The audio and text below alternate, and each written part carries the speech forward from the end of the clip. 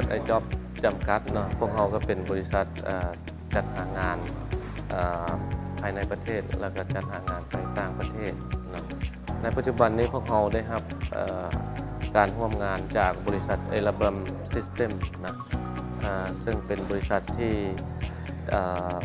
ติดตั้งแล้วก็ดูแลระบบเรื่องของสัญญาณโทรศัพท์ หรือว่าระบบโทรคมนาคมเนาะอยู่ประเทศไทยซึ่งเป็นเวียกที่มีมาตรฐานสากลนะแล้วก็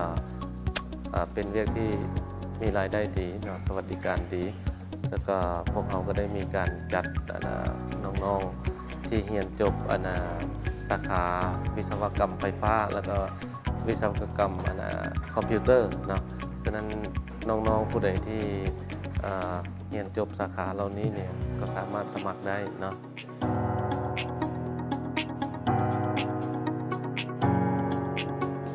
ดังนั้นนโยบายหลักก็คือเราพยายามพัฒนาบุคลากรของเราในรูปแบบของมาตรฐานสากลนะครับก็คือเรามองว่าในส่วนของการทำงานของเราเนี่ยถ้าเราพัฒนาบุคลากรเข้าไปสู่สากลแล้วสิ่งสำคัญที่สุดนโยบายของเราเนี่ยพนักงานทุกคนต้องสามารถทำงานได้ในรูปแบบของinternational culture นะครับหมายความว่าเนื่องจากพนักงานของเรามีหลากหลายเพราะฉะนั้นในความเป็น professional ของการทำงานเราเน้นหลักก็คือเราพัฒนาคนเพื่อเอาไปสนับสนุนด้านเทคโนโลยีทั้งหลายในมุมมองของทีมผู้บริหารของเอลาบัมก็คือเราพัฒนารูปแบบของคนแล้วก็มีพัฒนาแคเรียร์พาธให้เขาด้วยเช่นวันนี้เขาเป็นทีมติดตั้งอนาคตเขาต้องเป็นสามารถทำงานที่สำคัญกว่าติดตั้งเช่นเป็นซูเปอร์วิเซอร์หรือเป็นหัวหน้าทีมเป็นทีมลีดเดอร์ได้ครับ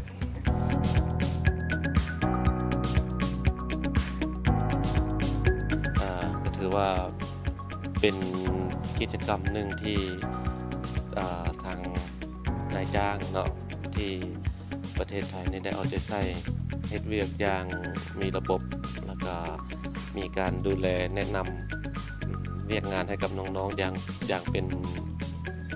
สากลเนาะข้าพเจ้าได้มาร่วมก็ถือว่าเป็นความรู้สึกภูมิใจนึงเนาะที่น้องๆได้มีเวียกเฮ็ดงานทำนอกจากที่ได้เวียกที่ดีแล้วเนาะข้าเจ้าก็มีรายได้ที่ดีแล้วก็พิเศษแม่นได้รับ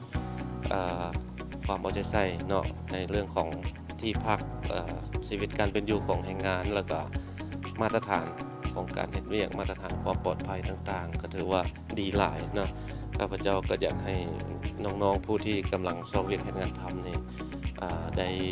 ติดต่อสอบถามเนาะผู้ใดที่สนใจที่จะมาเฮ็ดเวียกในระบบโทรคมนาคมเนาะก็ติดต่อบริษัทไอจ็อบได้เนาะ